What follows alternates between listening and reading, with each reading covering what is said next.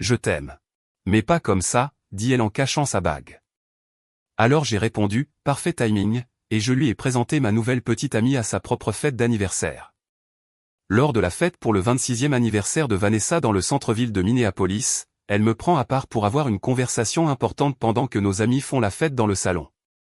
L'ironie du moment ne m'a pas échappé, considérant ce que je savais être sur le point de se dérouler et à quel point tout s'était parfaitement aligné pour cet instant. J'avais passé 3 semaines à planifier méticuleusement cette fête, me coordonnant avec sa sœur Emma pour que chaque détail soit exactement parfait. La liste d'invités soigneusement élaborée d'artistes locaux, de collègues de théâtre et de créatifs, les hors-d'œuvre-traiteurs de ce restaurant méditerranéen haut de gamme dont elle raffolait constamment, et même la liste de lectures personnalisées que j'avais passé des heures à créer, mélangeant ces artistes folk indépendants préférés avec des morceaux électroniques ambiants que j'avais découverts grâce à mon travail d'ingénieur du son. Nous étions ensemble depuis 3 ans, et jusqu'à très récemment, je croyais sincèrement que nous construisions quelque chose de significatif et de durable ensemble. Le genre de partenariat qui pourrait résister aux hauts et aux bas inévitables de la vie adulte.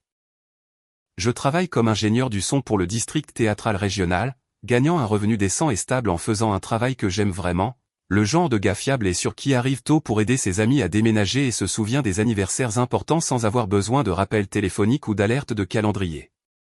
Vanessa et moi nous sommes rencontrés par l'intermédiaire d'amis communs lors d'un vernissage bondé dans le quartier des Arts, où j'ai été immédiatement attiré par ses discussions animées et passionnées sur la théorie des couleurs et son excitation contagieuse lorsqu'elle décrivait sa dernière série de croquis au fusain explorant la solitude urbaine.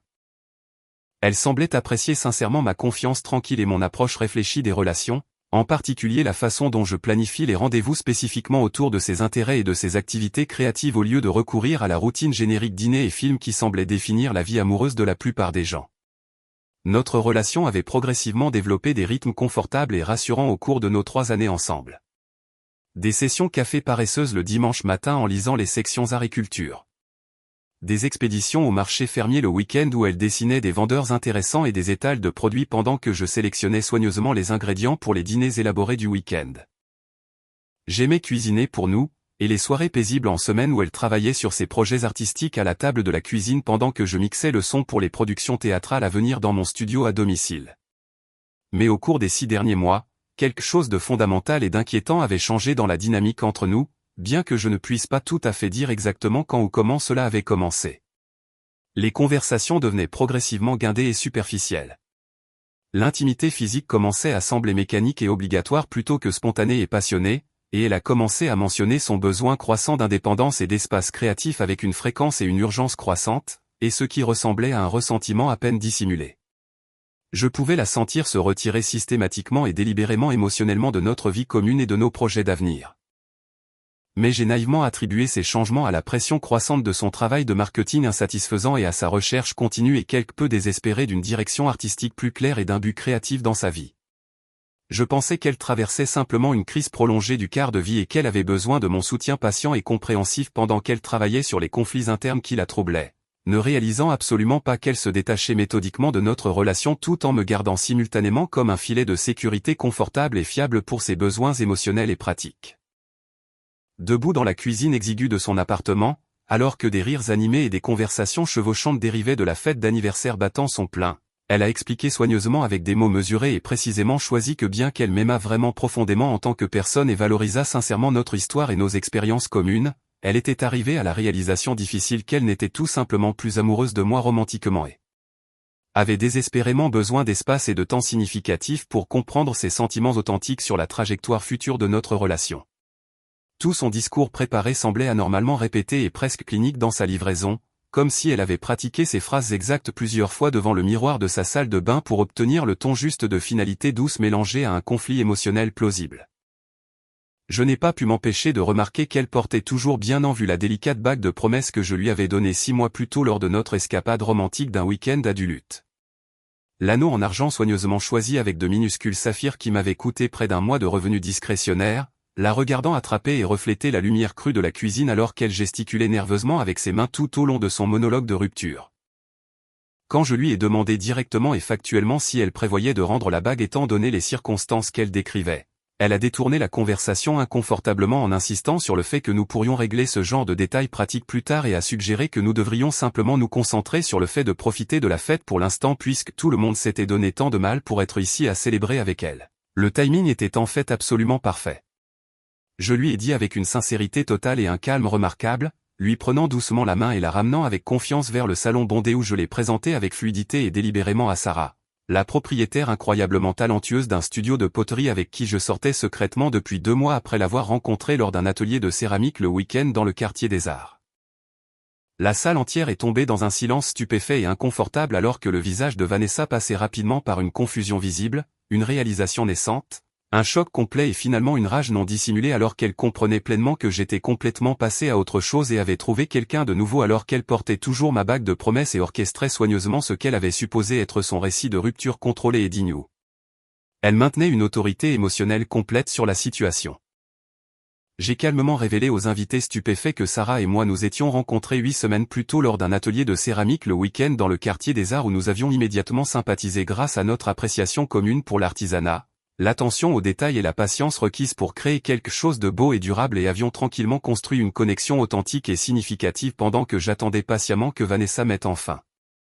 fin à notre relation clairement mourante. L'atelier était quelque chose pour lequel je m'étais inscrit sur un coup de tête complet, voulant essayer quelque chose de créatif et pratique en dehors de mon travail habituel d'ingénierie sonore technique. Et Sarah avait été l'instructrice qualifiée guidant notre petit groupe intime à travers les principes fondamentaux du tournage, des techniques de glaçage et les aspects méditatifs du travail de l'argile. Elle avait immédiatement remarqué mon attention particulière aux aspects techniques du métier et mes questions sincèrement curieuses sur le processus artistique derrière la création de poteries fonctionnelles, et nous avions naturellement commencé à parler pendant les pauses de l'intersection fascinante de la compétence technique et de l'expression créative qui définissait nos 2 mondes professionnels. Ce qui avait commencé comme des conversations amicales et stimulantes sur les techniques de poterie et la philosophie artistique avait progressivement évolué vers des réunions prolongées autour d'un café après les ateliers hebdomadaires suivants, puis des promenades tranquilles le week-end dans le jardin de sculpture discutant de tout, des aspirations professionnelles aux souvenirs d'enfance et finalement la réalisation mutuelle que nous partagions non seulement des intérêts créatifs mais des valeurs fondamentales sur l'engagement, l'honnêteté et l'importance de construire quelque chose de durable et authentique ensemble. Sarah avait d'abord l'air absolument mortifiée d'être jetée dans cette situation sociale incroyablement maladroite et inconfortable, n'ayant clairement aucune idée de la situation de la bague de promesse ou que Vanessa avait prévu de rompre avec moi ce soir. Mais elle a géré la tension croissante avec une grâce, un calme et une dignité remarquables qui ont impressionné tout le monde, quand elle a expliqué aux invités de plus en plus mal à l'aise et perplexes qu'elle croyait sincèrement que j'étais complètement célibataire et émotionnellement disponible lorsque nous avons commencé à sortir ensemble il y a 2 mois. Sa sincérité et sa véritable confusion quant aux circonstances étaient évidentes pour tout le monde dans la pièce. Vanessa a immédiatement explosé devant tous nos amis communs. Son sang-froid soigneusement maintenu et son récit planifié s'effondrant complètement alors qu'elle m'accusait de tromperie émotionnelle, de trahison et de manipulation tout en essayant désespérément de justifier pourquoi elle avait continué à porter ma bague de promesse malgré le fait qu'elle voulait activement mettre fin à notre relation depuis des mois. La dissonance cognitive et l'hypocrisie de sa position étaient absolument frappantes pour tous ceux qui regardaient cela se dérouler. Elle était sincèrement furieuse que je sois passé à autre chose et ait trouvé quelqu'un d'autre alors qu'elle prévoyait de me quitter, en colère et indignée que j'ai développé des sentiments pour quelqu'un de nouveau alors qu'elle me gardait délibérément comme plan de secours émotionnel et filet de sécurité. Sa voix devenait de plus en plus perçante, désespérée et déséquilibrée alors qu'elle essayait frénétiquement d'expliquer à nos amis perplexes et mal à l'aise comment j'étais en quelque sorte le méchant dans ce scénario.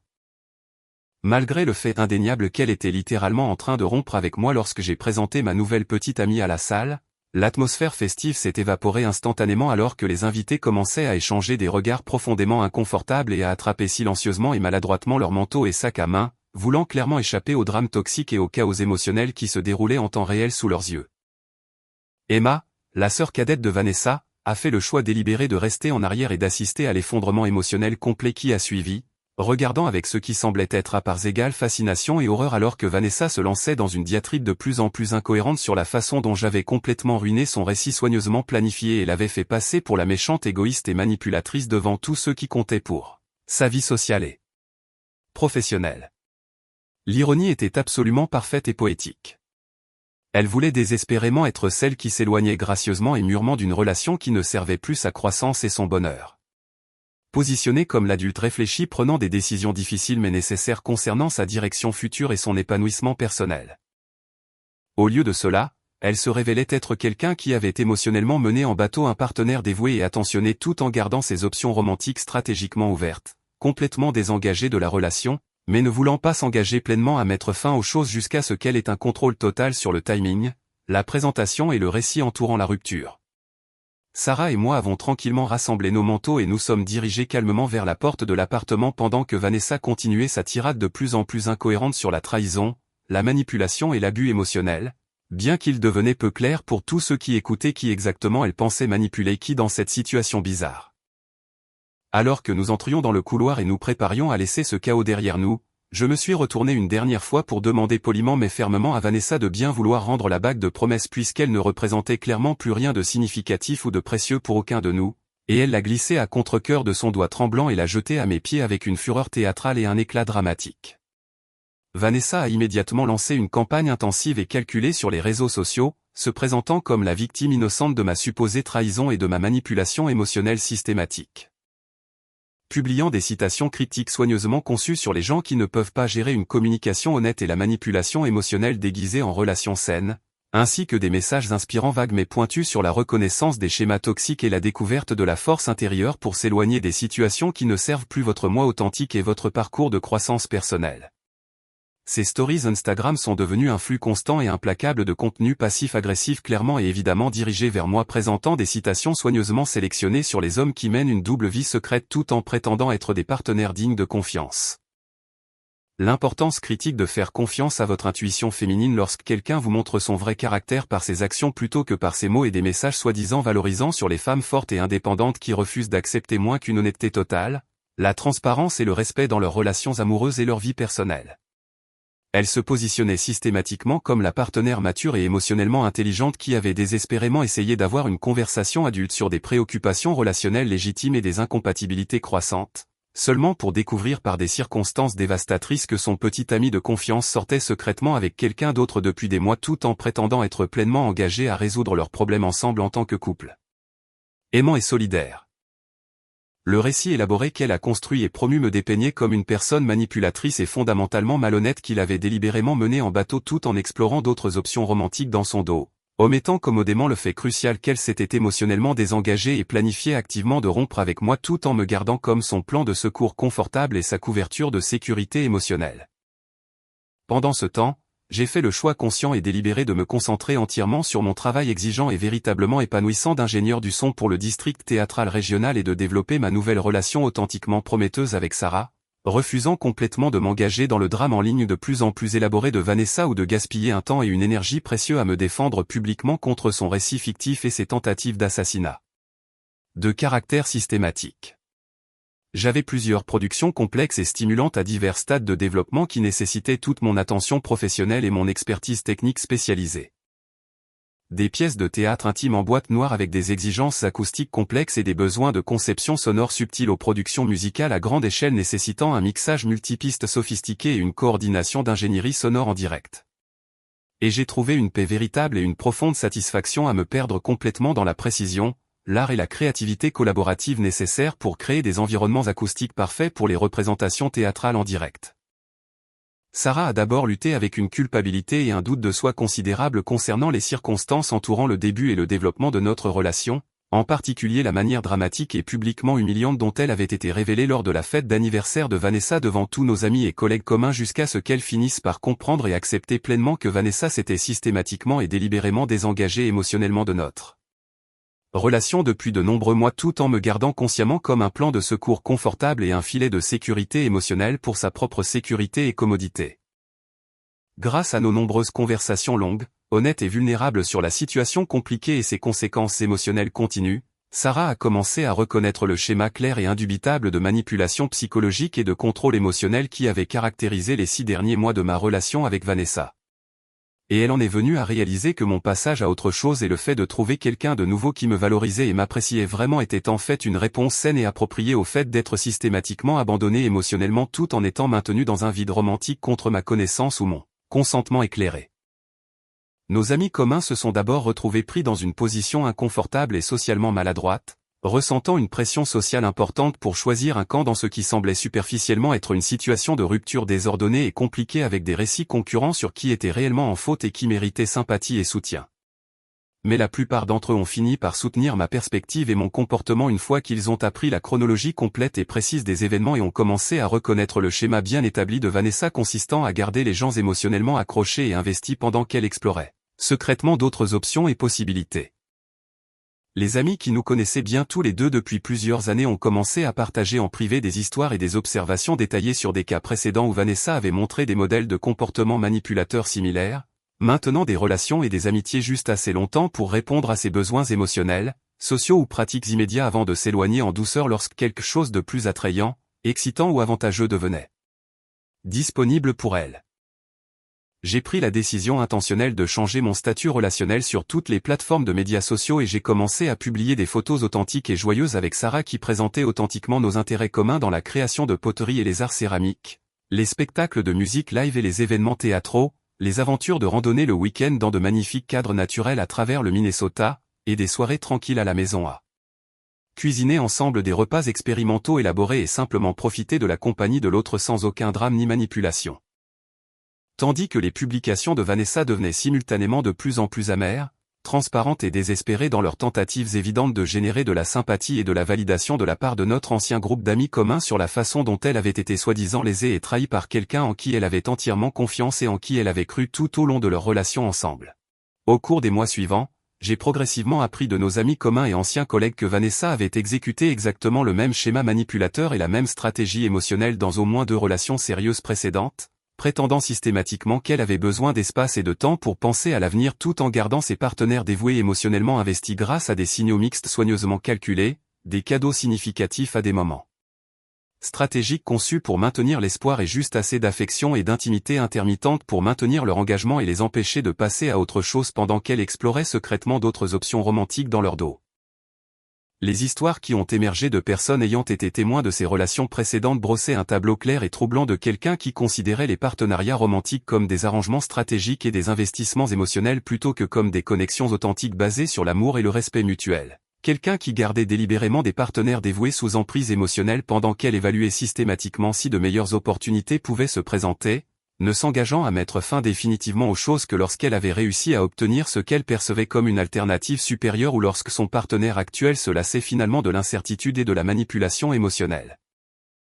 Son schéma impliquait de créer juste assez de doute et d'insécurité pour que les partenaires continuent de se battre pour son attention sans jamais leur donner la sécurité de savoir où ils en étaient. Une stratégie psychologique qui lui permettait de garder le contrôle et de garder ses options ouvertes tout en évitant la vulnérabilité émotionnelle d'un engagement authentique. Pendant ce temps, ma relation avec Sarah continuait de s'approfondir et de s'épanouir d'une manière qui semblait complètement naturelle, sans effort et authentique alors que nous nous lions autour de nos véritables intérêts communs pour les spectacles de musique live à travers la scène artistique vibrante des Twin Cities. Passant des week-ends entiers à cuisiner ensemble des repas expérimentaux élaborés tout en discutant de tout, des aspirations de carrière et des rêves professionnels aux souvenirs d'enfance et aux traditions familiales et en rénovant progressivement la charmante petite maison. J'avais acheté après avoir finalement déménagé de l'appartement que j'avais partagé avec Vanessa pour les 2 dernières années de notre relation. Sarah avait pris la décision excitante d'étendre son entreprise de poterie prospère et a ouvert un 2e studio dans un quartier branché des arts. Et je me suis retrouvé sincèrement enthousiaste à l'idée de soutenir ses rêves d'entreprise et de célébrer ses succès professionnels d'une manière qui semblait significative, authentique et vraiment solidaire plutôt qu'obligatoire ou performative. Son entreprise prospérait avec une clientèle croissante de débutants prenant des cours récréatifs et d'artistes sérieux développant leur métier. Et regarder sa passion et son talent s'épanouir dans cet environnement créatif me rappelait ce que cela faisait d'être avec quelqu'un qui poursuivait véritablement ses rêves plutôt que de simplement se plaindre de sa situation. J'ai également reçu une promotion importante et bien méritée au poste d'ingénieur du son en chef au théâtre régional. Un poste qui s'accompagnait de responsabilités créatives considérablement accrues, d'une bien meilleure rémunération financière et de l'opportunité excitante de travailler sur des productions plus ambitieuses et artistiquement stimulantes dans toute la grande région de Minneapolis. Sarah et moi prospérions tous les deux professionnellement et personnellement en construisant quelque chose ensemble qui semblait durable, authentique et basé sur le respect mutuel, les valeurs partagées, une compatibilité authentique et un désir fondamental de soutenir la croissance de l'autre plutôt que la commodité, l'habitude, la peur d'être seul ou l'illusion de sécurité. Pendant ce temps, j'ai entendu par nos connexions sociales communes restantes que Vanessa enchaînait rapidement diverses applications de rencontres et relations à court terme, publiant des mises à jour constantes sur les réseaux sociaux sur le fait de se trouver et de refuser de se contenter de moins que ce qu'elle méritait tout en surveillant secrètement les comptes professionnels de Sarah et mes médias sociaux personnels via plusieurs faux profils que ses amis inquiets ont fini par découvrir et me signaler. Selon les personnes qui maintenaient encore le contact avec elle, Vanessa mentionnait mon nom et critiquait constamment la relation de Sarah avec moi dans les conversations, analysant obsessionnellement notre partenariat tout en prétendant simultanément qu'elle était tellement plus heureuse maintenant et avait échappé à une balle majeure en mettant fin aux choses quand elle l'a fait. Bien que sa préoccupation évidente pour ma nouvelle vie suggérât le contraire complet de quelqu'un qui était passé avec succès à autre chose d'une relation, le contraste frappant entre ses déclarations publiques de bonheur et de croissance personnelle et sa préoccupation évidente et dévorante pour ma nouvelle vie est devenue une source de conversation de plus en plus inconfortable parmi notre ancien groupe d'amis, qui a commencé à reconnaître le schéma de comportement manipulateur pour ce qu'il était vraiment et a commencé à s'éloigner progressivement de ses tentatives de plus en plus désespérées et transparentes de maintenir une pertinence sociale dans des situations où mon nom ou l'entreprise prospère de Sarah pouvait survenir naturellement dans la conversation. Les gens qui avaient initialement ressenti de la sympathie pour sa situation ont commencé à voir à travers la façade lorsqu'ils ont réalisé qu'elle passait plus de temps à être obsédée par ma relation qu'à construire sa propre vie, et plusieurs amis communs m'ont dit en privé qu'ils se sentaient manipulés par ces tentatives constantes de pêcher des informations sur ma vie personnelle tout en prétendant être nonchalamment préoccupés par mon bien-être. Ce qui rendait son comportement particulièrement inconfortable pour notre cercle social était la façon dont elle mentionnait mon nom dans des conversations totalement sans rapport, trouvant des moyens de rediriger les discussions vers la critique de mon caractère ou la remise en question des motifs de Sarah, comme si elle ne pouvait pas accepter que les gens puissent trouver le bonheur sans son implication ou son approbation. Son incapacité à aller de l'avant avec grâce devenait de plus en plus évidente pour tout le monde autour d'elle.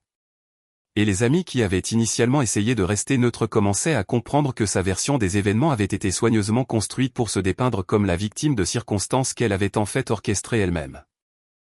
18 mois après la confrontation dévastatrice de la fête d'anniversaire qui avait complètement exposé la véritable nature manipulatrice de notre dynamique relationnelle, j'ai demandé Sarah en mariage au studio de poterie où nous nous étions rencontrés pour la première fois avec une bague que j'avais conçue moi-même qui incorporait de petits éléments d'argile significatifs de ses œuvres, créant quelque chose qui représentait véritablement notre parcours partagé et notre connexion authentique.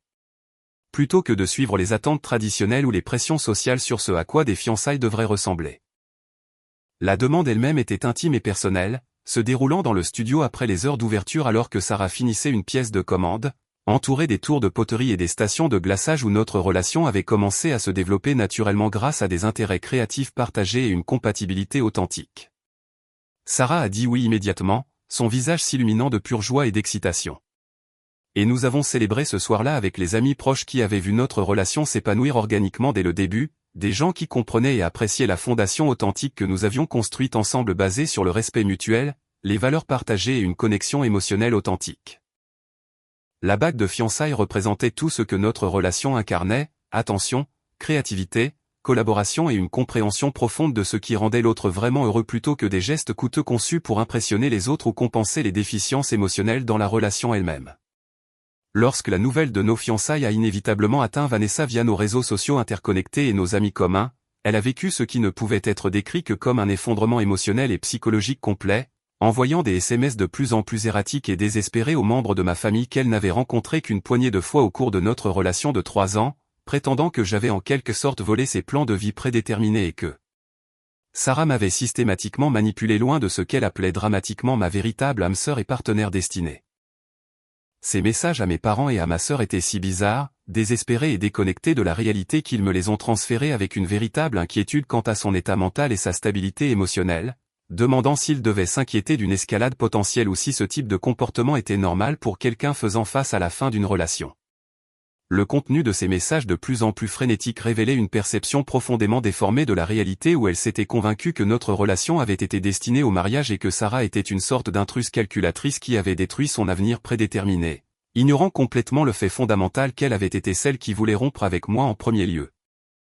Le plus troublant et inquiétant était sa croyance apparente que porter ma bague de promesse tout en planifiant simultanément de mettre fin à notre relation avait en quelque sorte établi sa revendication permanente sur mon bonheur futur. Comme si la bague représentait un contrat contraignant plutôt qu'un symbole d'engagement mutuel qu'elle avait activement et délibérément rejeté. Vanessa a ensuite intensifié son comportement de plus en plus erratique en se présentant sans invitation sur mon lieu de travail pendant une semaine de production particulièrement chargée et stressante, exigeant de me parler en privé et insistant sur le fait que notre relation de 3 ans signifiait quelque chose d'important et d'irremplaçable, et que je faisais une énorme erreur en me précipitant dans le mariage avec quelqu'un que je ne connaissais que depuis 20 mois. Son apparition inattendue au théâtre a été particulièrement embarrassante et perturbatrice car elle est arrivée pendant des répétitions techniques critiques pour une production majeure, m'obligeant à m'excuser d'un travail essentiel pour gérer sa crise émotionnelle devant mes collègues professionnels et les membres de la troupe qui dépendaient de mon expertise technique. Elle prétendait avoir besoin d'avoir une conversation urgente sur notre histoire commune et l'erreur que je faisais en choisissant quelqu'un qui ne me connaissait pas vraiment comme elle le faisait, suggérant que Sarah me manipulait d'une manière ou d'une autre pour prendre des décisions qui allaient à l'encontre de ma vraie nature et de mes désirs authentiques.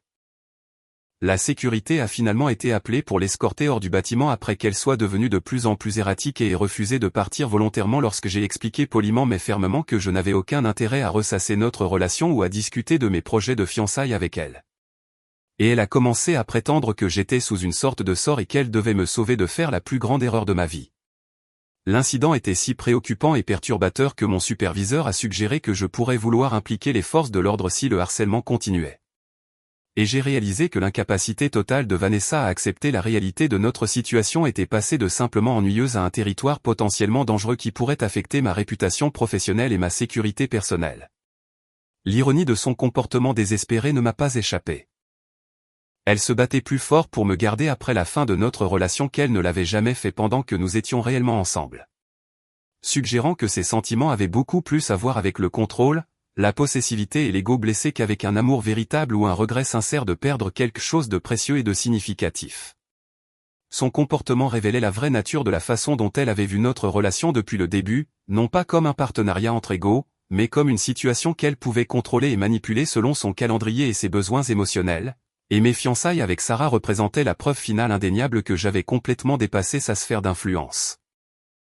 Le fait qu'elle ne pouvait pas accepter mon bonheur avec quelqu'un d'autre démontrait que ses sentiments pour moi avaient toujours été plus une question de possession que d'amour, plus une question de m'avoir disponible comme option de secours que de vouloir vraiment construire une vie ensemble. Ce qui rendait la situation encore plus troublante était la façon dont son récit était passé de prétendre qu'elle avait besoin d'espace et n'était plus amoureuse de moi à insister sur le fait que nous étions faits pour être ensemble et que je trahissais notre connexion destinée en choisissant Sarah à la place. Ce revirement complet de ses sentiments déclarés suggérait que son discours de rupture original avait été entièrement stratégique, conçu pour me garder émotionnellement investi pendant qu'elle explorait d'autres options et qu'elle n'avait jamais vraiment eu l'intention de me laisser partir définitivement.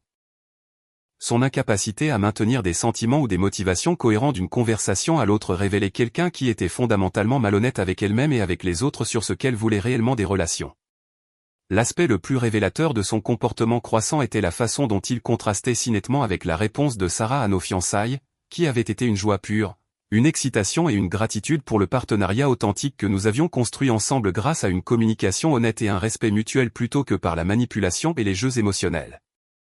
Alors que Sarah et moi commencions à planifier notre mariage pour l'automne suivant, nous concentrant sur la création d'une célébration qui reflétait nos valeurs communes et notre partenariat authentique, le comportement de Vanessa est devenu de plus en plus préoccupant et intrusif, passant du harcèlement ennuyeux sur les réseaux sociaux à des formes de harcèlement plus directes et potentiellement dangereuses qui nous ont obligés à considérer sérieusement notre sécurité personnelle. Elle a commencé à fréquenter systématiquement tous les endroits où Sarah et moi avions l'habitude de passer du temps ensemble pendant ma relation avec elle. Cafés, restaurants, sentiers de randonnée, même le marché fermier où nous avions eu certaines de nos matinées de week-end les plus paisibles.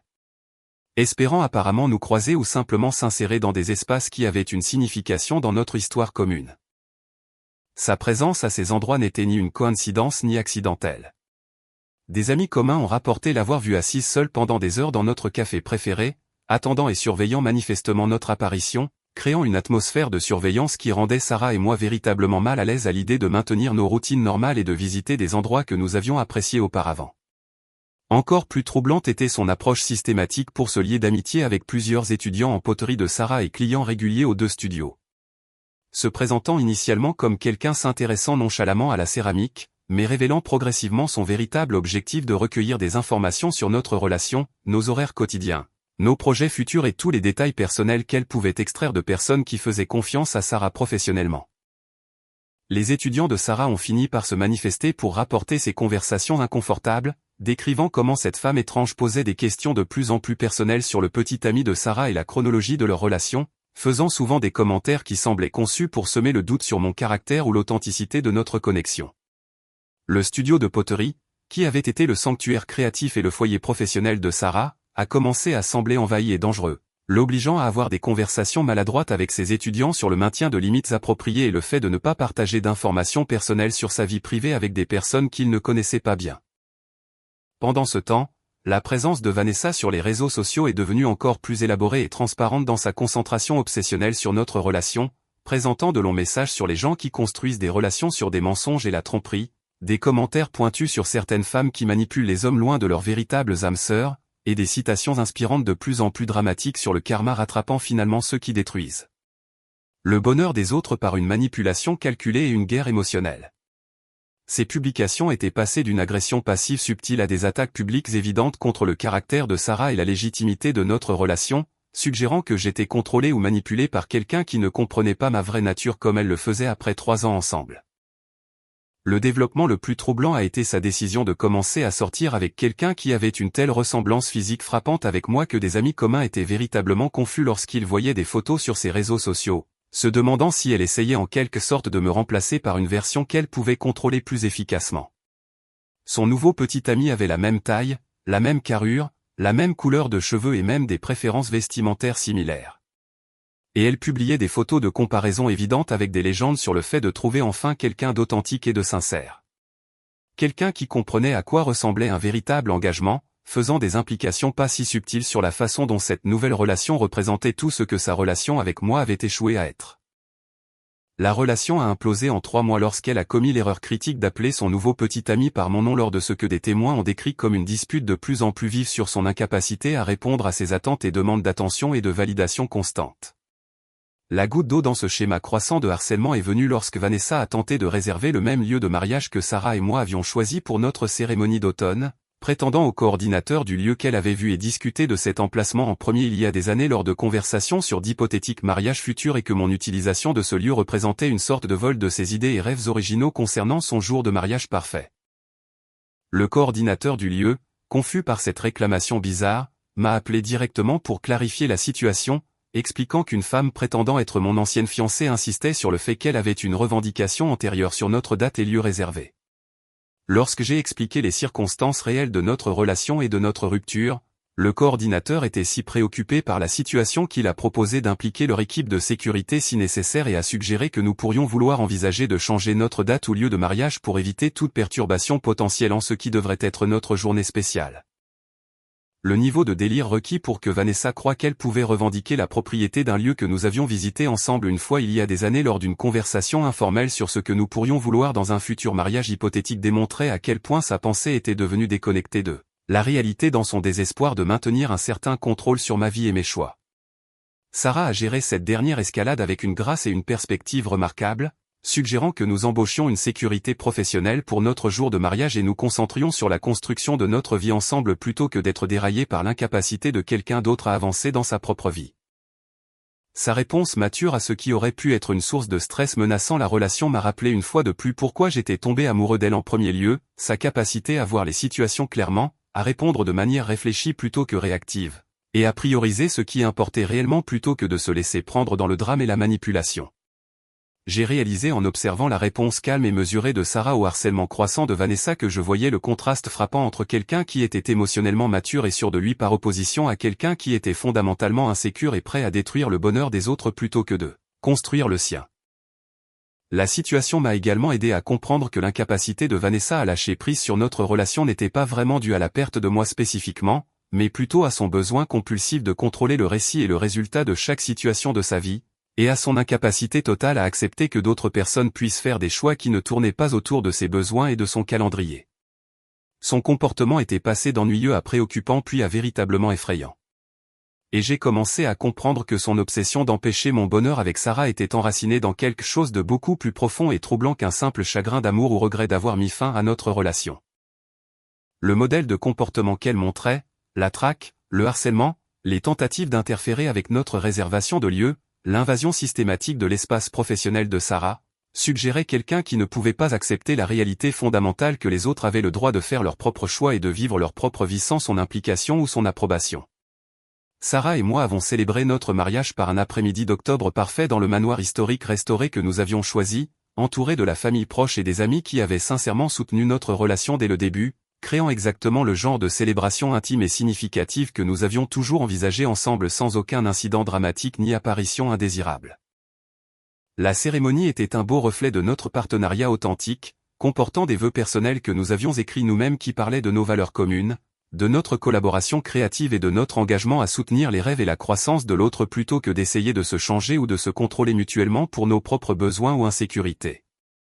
2 ans plus tard, nous avons accueilli notre premier enfant, une fille en bonne santé qui est immédiatement devenue le centre de notre monde, nous rapprochant encore plus alors que nous naviguions les joies et les défis de la parentalité en équipe unie et achetions une maison plus grande avec assez d'espace pour que Sarah étende son entreprise de poterie prospère dans un studio dédié et pour que je construise le studio d'enregistrement professionnel à domicile, dont j'avais toujours rêvé. Depuis mes débuts en ingénierie du son. Notre présence sur les réseaux sociaux montrait des moments familiaux authentiques qui reflétaient notre vie quotidienne réelle plutôt que du contenu soigneusement élaboré conçu pour générer de l'envie ou projeter une fausse perfection. Sarah donnant des cours de poterie avec notre bébé dormant paisiblement à proximité dans son porte-bébé. Moi enregistrant de douces berceuses et des paysages sonores ambiants pour la routine du coucher de notre fille. Et des soirées tranquilles passées à travailler sur nos projets créatifs respectifs pendant que notre enfant jouait contentement entre nous sur le sol du salon. Le contraste entre notre bonheur authentique et la façade soigneusement élaborée que Vanessa avait toujours maintenue sur les réseaux sociaux est devenu encore plus évident alors que nous nous installions dans les rythmes confortables de la vie de famille, où la vraie joie venait de petits moments ordinaires plutôt que de gestes dramatiques conçus pour impressionner les autres ou générer l'envie de gens que nous connaissions à peine. Exactement 3 ans après l'incident de la fête d'anniversaire qui avait complètement changé la trajectoire de toutes nos vies d'une manière qu'aucun de nous n'aurait pu prédire, Vanessa m'a envoyé un long email soigneusement rédigé affirmant qu'elle était enfin prête à s'excuser sincèrement et à assumer l'entière responsabilité de son comportement passé, demandant si nous pouvions nous rencontrer dans un endroit neutre pour tourner la page afin qu'elle puisse aller de l'avant de ce qu'elle appelait une manière saine et mature. J'ai lu son message assis dans le studio de poterie de Sarah un samedi matin paisible, la regardant mettre les touches finales à une pièce commandée pour un restaurant local pendant que notre fille faisait la sieste contentement dans sa poussette à proximité, entourée de la vie que nous avions construite ensemble grâce à un amour authentique, un respect mutuel et une communication honnête plutôt que par la manipulation et les jeux émotionnels. Sarah et moi avons échangé un regard entendu lorsque je lui ai montré le message sur mon téléphone. Nous reconnaissions tous les deux immédiatement cela comme une énième tentative de Vanessa de s'insérer à nouveau dans nos vies et de créer un drame inutile là où il n'y en avait pas plutôt qu'un véritable désir de clôture, de croissance personnelle ou de guérison authentique de ses erreurs passées. Sans hésitation ni arrière-pensée, j'ai bloqué l'adresse email de Vanessa définitivement et supprimé le message complètement, comprenant enfin avec une clarté parfaite que sa révélation lors de son anniversaire 3 ans plus tôt avait été le plus grand cadeau qu'elle aurait pu me faire car cela m'avait libéré pour trouver quelqu'un qui voulait réellement construire une vie significative et durable ensemble plutôt que de simplement contrôler le récit de notre relation pour ses propres besoins émotionnels et sa validation.